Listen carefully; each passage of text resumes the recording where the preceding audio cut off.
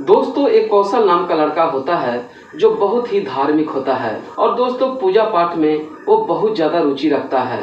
दोस्तों कौशल हर दिन एक मंदिर में पूजा पाठ करने जाता है और दोस्तों जिस मंदिर में कौशल पूजा पाठ हर दिन करने जाता है उसी मंदिर के पास एक लड़की जो होती है वो हर दिन ठेले पे फूल और माला बेचा करती है। और दोस्तों जब भी कौशल पूजा पाठ करने जाता है तो उसी लड़की के पास से वो फूल माला लेता है और मंदिर में पूजा करने चला जाता है। दोस्तों इसी तरह से सिलसिला चलता रहता है। कौशल हर दिन मंदिर में पूजा करने जाता है और उसी लड़की के पास से फूल माला लेता है और दोस्तों देखते ही देखते कौशल को कब उस लड़की से प्यार हो जाता है दोस्तों कौशल को भी पता नहीं होता है। इसके बाद कौशल उस लड़की से हर दिन छुप छुप कर मिलने लगता है और दोस्तों एक दिन ऐसा होता है कि वो लड़की प्रेग्नेंट हो जाती है। दोस्तों जब उस लड़की को पता लगता है कि उसके पेट में उसका बच्चा पलने लगा तो उस लड़की जो होती है वो कौशल को एक दिन बताती है। इसके बाद दोस्तों उस लड़का और उस लड़की में कुछ ऐसा होता है कि दोस्तों 2 साल बाद जब उस लड़का उसी मंदिर के पास जब पूजा पाठ करने आता है तो दोस्तों वो लड़की अपने 1 साल के बच्चे को गोद में लेकर उसी मंदिर के दरवाजे पे बैठकर रोती रहती है। इसके बाद दोस्तों जब कौशल उस लड़की को जब देखता है तो कौशल भागने लगता है। इसके बाद दोस्तों जो आगे होता है दोस्तों पूरी कहानी इस वीडियो में जानेंगे। लेकिन दोस्तों वीडियो में आगे बढ़ने से पहले आपसे एक छोटा सा रिक्वेस्ट है कि अगर आप मेरे चैनल पर पहली बार आए हैं तो चैनल को सब्सक्राइब करके वीडियो पर एक लाइक जरूर कर दीजिएगा। और दोस्तों आप मेरे कहानी को कहाँ कहाँ सुनते हैं हमें कमेंट बॉक्स में लिखकर जरूर बताइएगा। तो आइए दोस्तों कहानी की शुरुआत करते हैं। दोस्तों ये कहानी शुरू होता है बिहार के पटना शहर से। दोस्तों पटना शहर का एक छोटे से जगह होता है, उसी जगह का रहने वाला एक कौशल नाम का लड़का होता है। दोस्तों कौशल अपना घर का एक लौता बेटा होता है और नहीं तो कौशल का भाई होते हैं और नहीं तो कौशल का बहन होता है। दोस्तों कौशल अभी ग्रेजुएशन का तैयारी करता रहता है। इसके बाद कौशल का पूजा पाठ में बहुत ज़्यादा रुचि रहता है। इसलिए दोस्तों कौशल अपने एक छोटे शहर में एक मंदिर होता है, उसी मंदिर में हर दिन कौशल पूजा पाठ करने जाता रहता है। दोस्तों उसी मंदिर के पास एक लड़की होती है जिसका नाम होता है बबीता। और दोस्तों बबीता भी अभी पढ़ाई करती रहती है और बबीता 12वीं क्लास में पढ़ती रहती है। लेकिन दोस्तों बबीता का जो माता पिता होते हैं वो काफ़ी गरीब होते हैं। इसलिए पहले बबीता का पापा ही उसी मंदिर के पास ठेला पे फूल माला बेचा करते थे। लेकिन दोस्तों बबीता का जो पिताजी होते हैं वो काफ़ी बुजुर्ग हो जाते हैं और काफ़ी बीमार रहने लगते हैं। इसीलिए बबीता जो होती है घर का बड़ी बेटी होती है और वो भी इकलौती बेटी होती है, जिसके वजह से घर के जिम्मेदारी बबीता के कंधे पे आ जाता है। अब दोस्तों बबीता का जो पिताजी होते हैं वो अपने ठेले पे फूल माला नहीं बेचते हैं, इसीलिए वो काम बबीता करने लगती है। और दोस्तों बबीता जो होती है उसी ठेले पे सुबह सुबह फूल माला बेचती है। इसके बाद अपना पढ़ाई करने चली जाती है। इसके बाद दोस्तों बबीता का उसी दुकान से घर का खर्चा चलते रहता है और अपने बूढ़े पिता को भी इलाज कराती रहती है। इसके बाद इधर जो कौशल नाम का लड़का होता है वो भी हर दिन उसी मंदिर में वो पूजा पाठ करने आता है।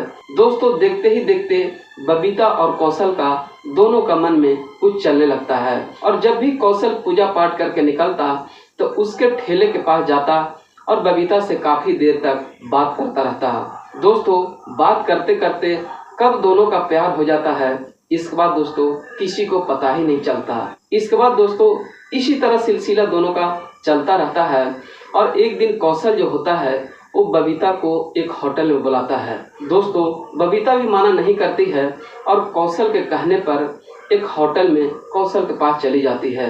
इसके बाद दोस्तों जब होटल में कौशल बुलाता है तो दोनों अच्छा से खाते पीते हैं, दोनों में बात विचार होता है। इसके बाद दोनों में आपसी संबंध भी बन जाता है।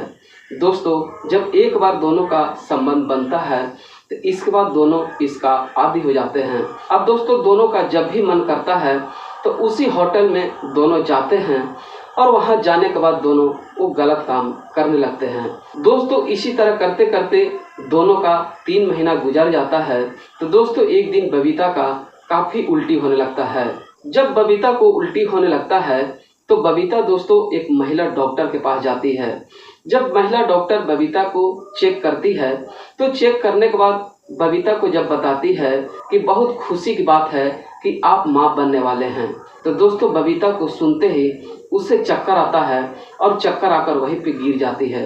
इसके बाद दोस्तों महिला डॉक्टर उसे उठाती है और उसे उठाने के बाद उसे पूछती है कि ऐसा क्या बात है, बच्चा होने के नाम पे कोई भी खुश होता है, लेकिन आप ऐसे क्यों कर रहे हैं।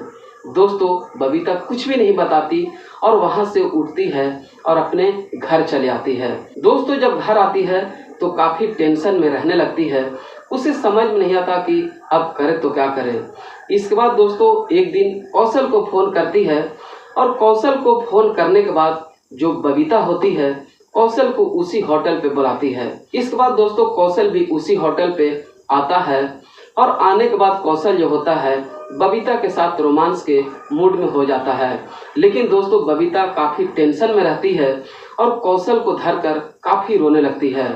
दोस्तों रोने लगती है तो कौशल जब पूछता है ऐसा क्या बात हो गया और क्यों रो रही हो, तो बबीता जो होती है अपना रो रो कर दिल का बात बताने लगती है और कहती है कि मैं तुम्हारी बच्चे का माँ बनने वाली हूँ। दोस्तों जैसे बात जब कौशल सुनता है तो कौशल बिल्कुल हैरान हो जाता है और कहता है कि ये सब कैसे हुआ। बबीता बताती है कि जब हम लोग दोनों मिल रहे थे इसी के वजह से हुआ, और कैसे होगा ये मुझे भी पता नहीं था कि इतना बड़ा ऐसे काम हो जाएगा। इसके बाद दोस्तों बबीता जो होती है वो कौशल को शादी करने के लिए बोलती है, लेकिन दोस्तों कौशल जो होता है वो शादी करने से मना कर देता है और कहता है कि देखो अभी मुझे पढ़ाई लिखाई करना है और मैं घर का अकेला बेटा हूँ, इसलिए अभी मैं शादी नहीं कर सकता हूँ। दोस्तों जब ये बात बबीता सुनती है तो समझ जाती है कि मैंने जिसे दिलो जान से प्यार किया था, मैंने जिसे दिल से चाहा था, आज उसी ने धोखा दे दिया और मेरे पेट में बच्चा पलने लगा। मैं इस परिस्थिति में कहाँ जाऊँ, उसे कुछ भी दिखाई नहीं देता है। अब वो सोचता है कि घर जाएं और कहाँ जाएं। तो बबीता के मन में यही बात चलने लगता है। इसके बाद दोस्तों कौशल वहाँ से शादी करने के लिए मना करके चला जाता है। जब बबीता उस होटल से निकलती है तो अपने आप से ठान लेती है कि अगर मैं अपने घर जाऊँगा तो बहुत बड़ी बदनामी होगा, क्योंकि गांव घर में किसी को अगर इस तरह से हो जाता है तो उससे बहुत बड़ा बदनामी होता है। एक तो उसके बूढ़े माँ थे, बाप भी बीमार थे, इसीलिए वो ये सब सोचकर वो फैसला कर लेती है कि अब मुझे घर नहीं जाना है। इसके बाद दोस्तों पटना स्टेशन से ट्रेन बैठती है और ट्रेन बैठकर वो गया स्टेशन उतर जाती है और गया आने के बाद वो एक शहर में जाती है और दोस्तों शहर में जाने के बाद वो हर घर में अपना काम के लिए पूछने लगती है। जब उसे काम नहीं मिलता है तो बेसहारा हो जाती है।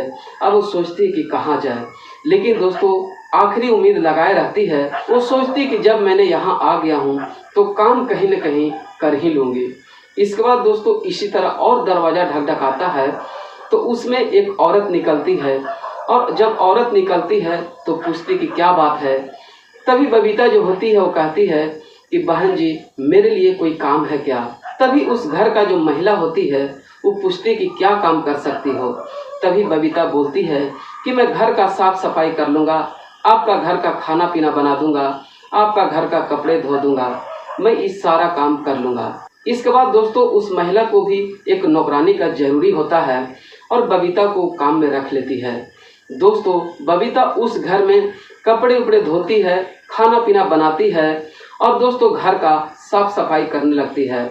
दोस्तों धीरे धीरे जब उसका 6 महीना बबीता को पेट में पलते हुए बच्चे को हो जाता है तो दोस्तों एक दिन बबीता जो होती है अपने रूम में बैठकर काफ़ी रोते रहती है।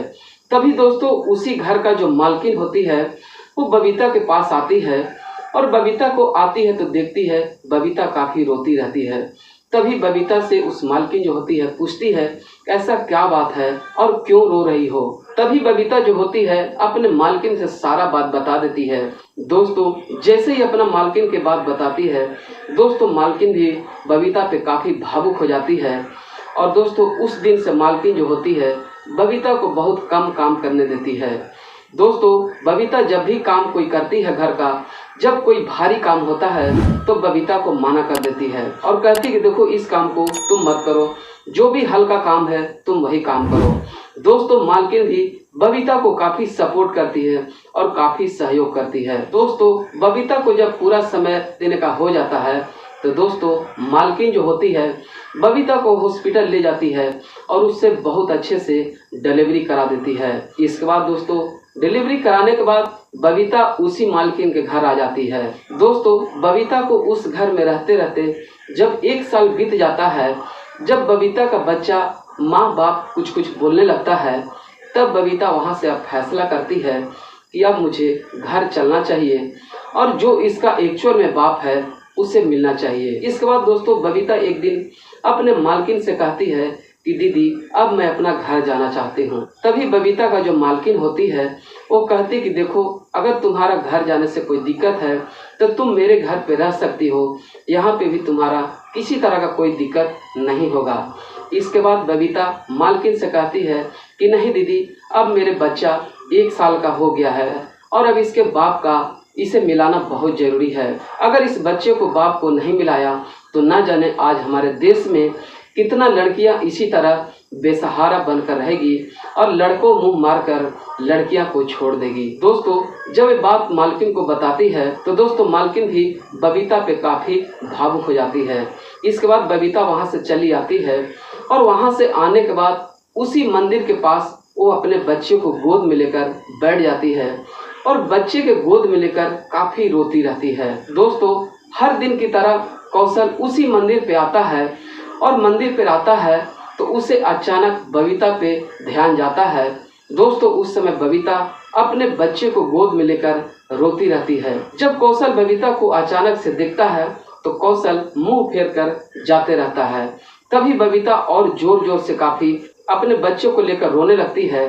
तभी वहाँ का लोग जो होते हैं लोग पहुँचते हैं, काफ़ी वहाँ पे भीड़ हो जाता है और बबीता को हर कोई वहाँ जानते थे, पहचानते थे, क्योंकि उसी मंदिर के पास वो ठेला पर माला बेचा करती थी। और दोस्तों अचानक से वहाँ पे फूल माला बेचना बंद हो गया था, जिसकी वजह से काफ़ी लोग बबीता को भी वहाँ पे खोज रहे थे और उसको घर से भी पता चला कि बबीता घर में नहीं है।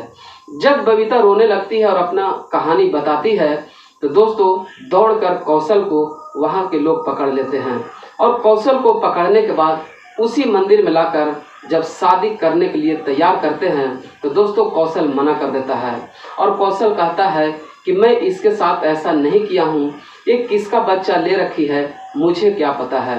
दोस्तों कौशल जब तैयार नहीं होता है तो वहाँ का जो लोग होते हैं वो पुलिस को फ़ोन करते हैं। दोस्तों जब पुलिस वहाँ आता है तो बबीता से सारी बात पूछता है और बबीता से कहता है कि बेटी बताओ क्या तुम्हारे साथ गलत कौशल नहीं किया है। इसके बाद दोस्तों बबीता जो होती है वो सारा बात बताती है कि मेरे साथ कौशल नहीं ऐसा किया है और मैंने कौशल से प्यार किया था, लेकिन कौशल आज मुझे धोखा दे दिया। दोस्तों पुलिस जब कौशल से पूछता है तो कौशल मना करता रहता है और कौशल कहता है कि मैंने बबीता को कुछ भी नहीं किया हूँ। दोस्तों जब पुलिस कौशल को डंडे से जब पिटाई करने लगता है तो दोस्तों कौशल सारी सच्चाई बोल देता है और कौशल कहता है कि मैंने ही बबीता के साथ गलत काम किया था। इसके बाद दोस्तों पुलिस जो होते हैं बबीता को और कौशल को दोनों को उसी मंदिर में दोनों को शादी करा देते हैं। इसके बाद दोस्तों कौशल और बबीता दोनों अपने घर चले जाते हैं और दोनों काफ़ी खुशी से रहने लगते हैं, क्योंकि पुलिस ने कौशल को बताया था कि अगर इसे किसी तरह का तुम दिक्कत दोगे तो तुम्हें जेल का सामना करना पड़ सकता है। इसलिए कौशल भी अपने पत्नी बबीता को बहुत अच्छे से स्वीकार कर लेता है और अपने पत्नी को साथ में रखने लगता है। तो दोस्तों ये कहानी यहीं ख़त्म होता है। दोस्तों ये कहानी से हमें यही सीख मिलता है कि दोस्तों लड़कियां लड़के से छुप छुप कर मिलने लगती है और जब उसका अंजाम गलत होता है तो दोस्तों लड़का भी साथ नहीं देता है। इसलिए हमेशा बच के रहें, सतर्क रहें और सावधान रहें। दोस्तों अगर ये कहानी आपको जरा भी अच्छा लगा हो तो चैनल को सब्सक्राइब करके वीडियो पर एक लाइक जरूर कर दीजिएगा। धन्यवाद दोस्तों।